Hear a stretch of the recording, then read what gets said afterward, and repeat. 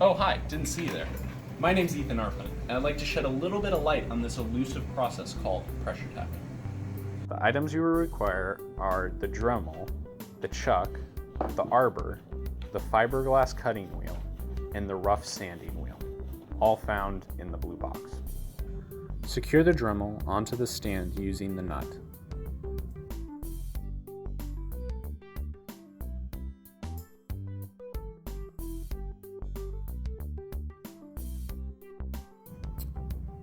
Assemble the parts as shown.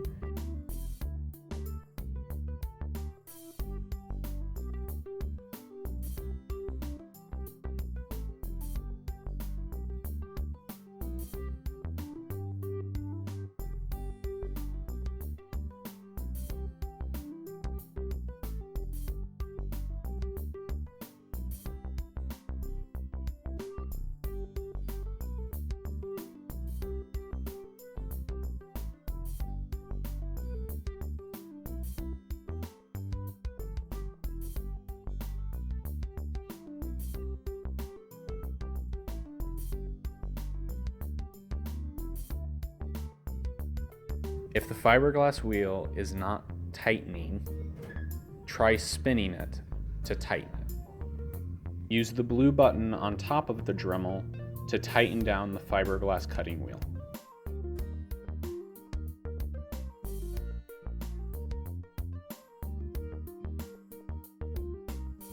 Find the stainless steel tube lengths on Perforce.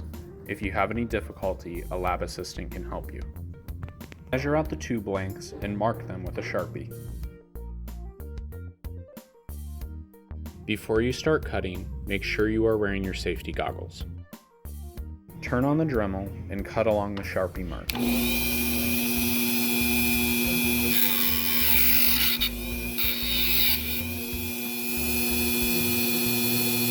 Place each finished tube on a labeled piece of paper. If you mess up a tube, put it in the incomplete tubes box.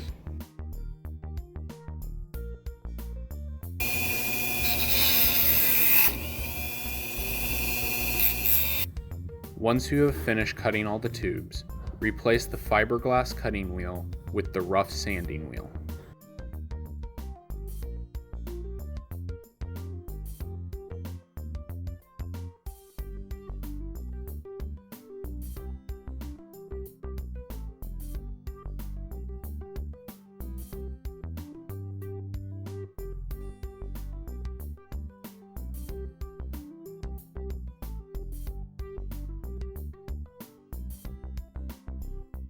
To sand the tubes, turn on the Dremel and lightly tap the end of the tube against the sanding wheel.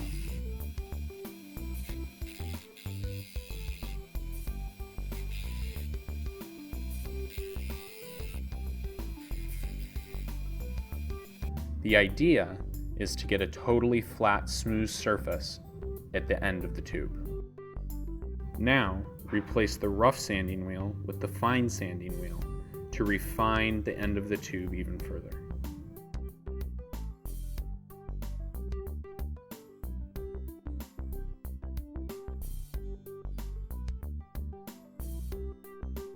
Now, repeat the same process as before with the new wheel.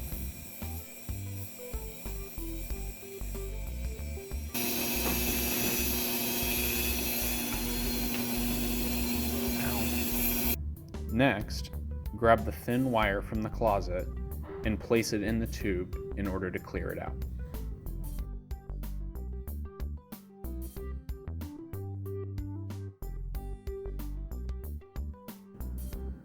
To get ready for annealing, place the stainless steel tubes in the divots of some needle nose pliers, as shown.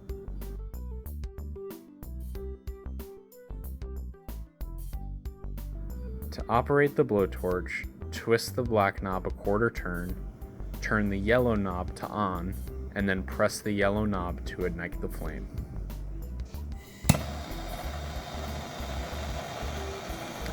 Heat up the tubes for just a few seconds until they turn white.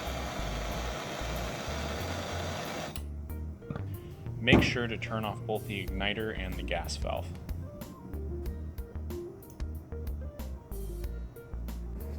The tube around the pliers will remain unannealed after this first round. Shuffle the tubes around to anneal the other side.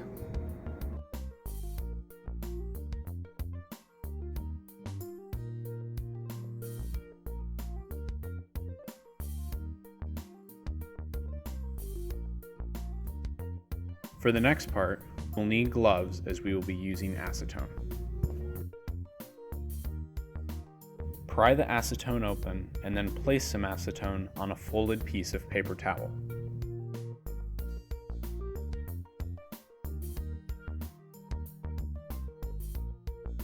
Take the acetone and wipe down the tubes.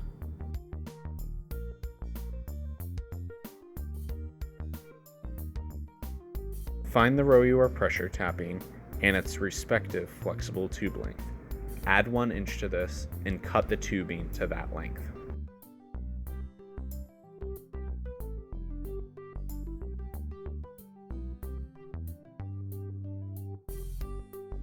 Attach the flexible tubing to the stainless steel tube. Start it using your hands and then use the tube pliers to push it 1 inch to 1/2 inch on there.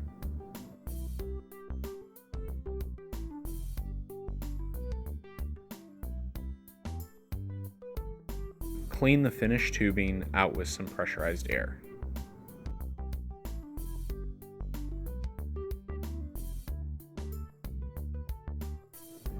Take out the ice shape you plan to pressure tap.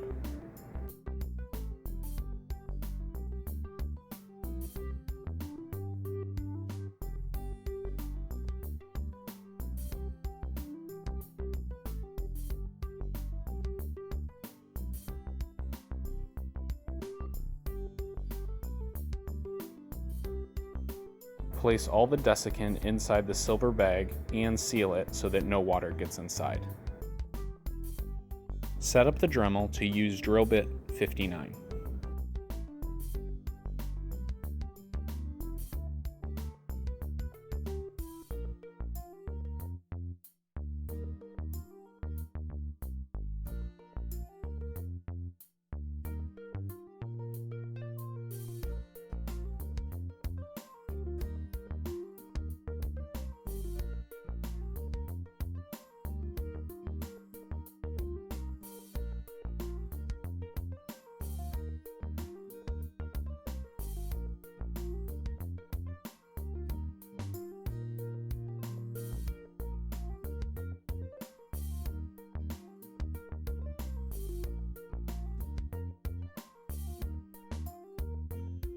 Use the drill to make the holes large enough so that they fit the stainless steel tubes snugly.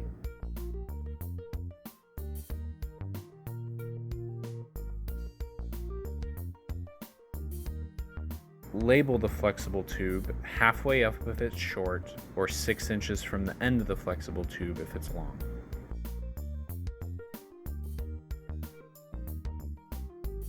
Bend the tubes along the line of the holes.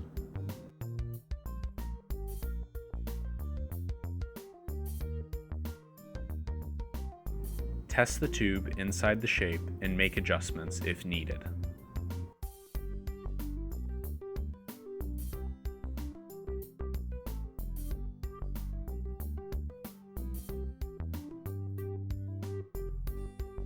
Make sure the tubes are flush with the surface. This is vital for accurate data acquisition.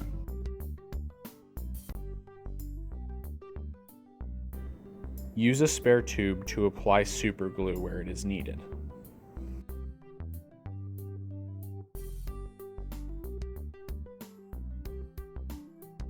Starting from the inside out, super glue the tubes into place so that they are flush with the outside surface.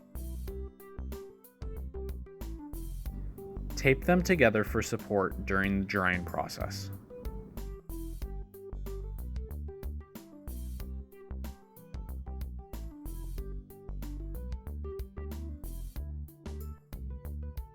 After at least 3 hours has passed, combine 1/2 epoxy and 1/2 hardener on a piece of paper. Stir very well.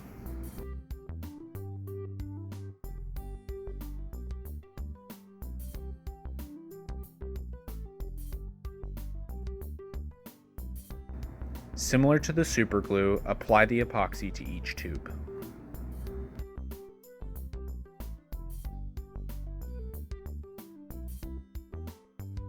Use acetone to clean any excess glue off the ice shape.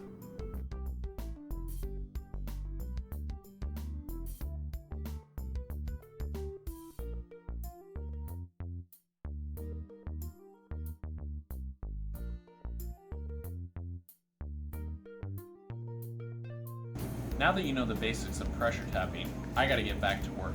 Thanks for watching.